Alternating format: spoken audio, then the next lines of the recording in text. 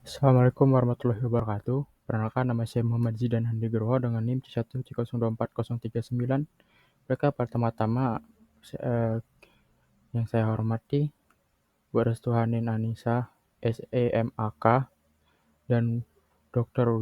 Wirmi Eka Putra, SE, MSI. Di sini saya akan melanjutkan perhitungan PPh pasal 21, itu upah, gaji pindah tugas, terus gaji upah borongan.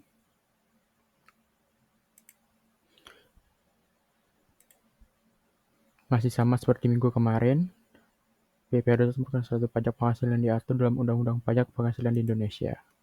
Masih sama seperti kemarin. Ini contohnya gaji karyawati.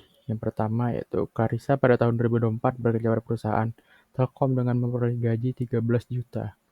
Iuran BPJS Kesehatan dia 200.000. Clarissa menikah dan mempunyai 2 anak.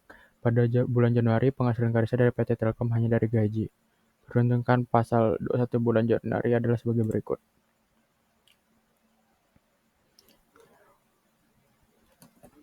Bisa dilihat penerimaannya, berarti pendapatan 12 kali 13 juta berarti 145. Terus pengurangan biaya jabatan sekitar 5%, dapat diangkat 7.250.000.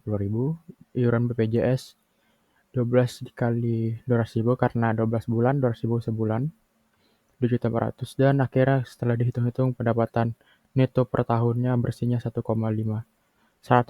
juta sekian. Dikarenakan dia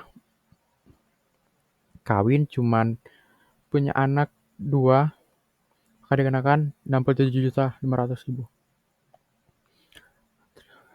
Maka hasil penghasilan kena pajaknya itu 78.300.000.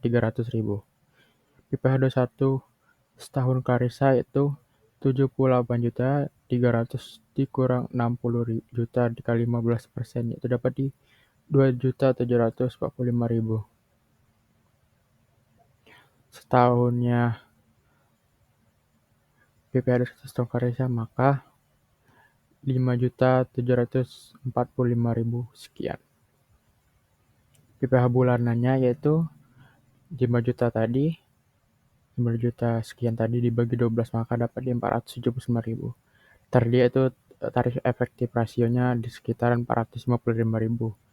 Itu dikali 3,5% sesuai peraturan 21 PPh 21. Pasal PPh 21 Januari sampai November maka dikalikan maka dapat 5.000. Selanjutnya gaji bina tugas. Akbar pada tahun 2004 bekerja pada PT Telkom memperoleh gaji 14 juta. Iuran BPJS 160.000. Akbar menikah dan mempunyai 2 anak. Pada bulan Agustus, Akbar pindah tugaskan di kota Jakarta dengan PT Telkom hanya dari gaji. Perhitungan pasal 21 tugas pindah Akbar adalah ya bisa dilihat cabang pertama itu hanya berarti kan karena pindahnya 8 bulan, 8 kali 14 juta maka dikenakan hasilnya 112 juta sekian. Terus dikali 5% dapat 700.000. BPJS kesehatannya dikali 8, 160.000 dikali 8 maka didapat 1.280 sekian. Pendapatan netonya itu 12/8 dikarenakan dia hanya 8 bulan dari total setahun. 110.020.000. Penghasilan kena pajaknya itu hasil akhirnya 47 juta pas. 46.980.000 seharusnya.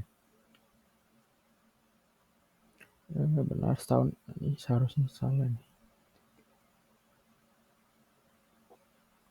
Maka hasil akhir itu seharusnya 1.540.000 sekian. Ini kantor cabangnya. Bisa dilihat pendapatan 1 tahunnya 4 dikali 14 juta. Kenapa 4? Karena hanya bulan dari dia mulainya bulan 9, 10, 11, dan 12. Maka hanya 4. dikali 5%, terus iuran BPJS-nya dikali 4 sesuai bulannya, pendapatan itunya 4. 64.660.000. Menghitung upah harian. Akbar belum menikah, bekerja pada PT Telkom dengan upah 125.000 per buah TV. Dan bisa dilihat dia hanya mengerjakan 6 hari dan menghasilkan 24 buah TV, maka hasil 24 dikali 125.000. Upahnya itu sehari berarti 3 juta dibagi 6 hasilnya 500.000. Upah di atas 450.000 sehari 500 dikurang 450.000 maka dikenakan 50.000. Upah seminggu terutang pajak yaitu hanya 6 dikali 50.000 yaitu dikenakan 300.000. PPh ada 1. 5% dikali 300 seminggu itu 15.000. PPh ada 1 sebulan 15 kali 4 60 juta 60.000. PPh ada 21 setahun 60 dikali 12 maka dikenakan 720.000 setahun. Maka upah borongannya, contoh di upah borongannya. Akbar pada tahun 2004 lihat pada gaji bulanan mengalami kenaikan gaji. Upah borongan sehari dia tuh 950.000. Dia tuh udah kerja 2 hari mendapatkan gaji 950.000 maka dibagi 2 yaitu hasil 475.000 sekian. Upah seharinya itu di atas 450.000 jadi hasilnya 475.000 dikurang 450 hasilnya di 25.000. Upah borongan terutang pajak karena itu 2 hari ya jadi 2 dikali 25.000 dikenakan 50.000. Upah 21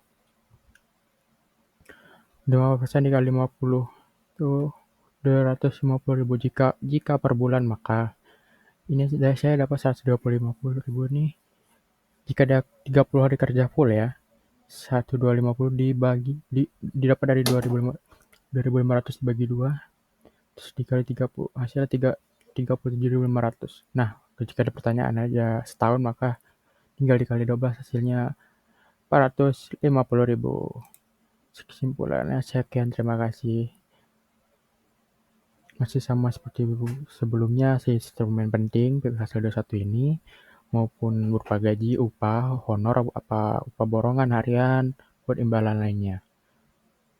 Cuman minusnya di sini PPh 21 ini memaksa pembayar pajak menghitung sendiri. Itu saja. Sekian, terima kasih. Wassalamualaikum warahmatullahi wabarakatuh.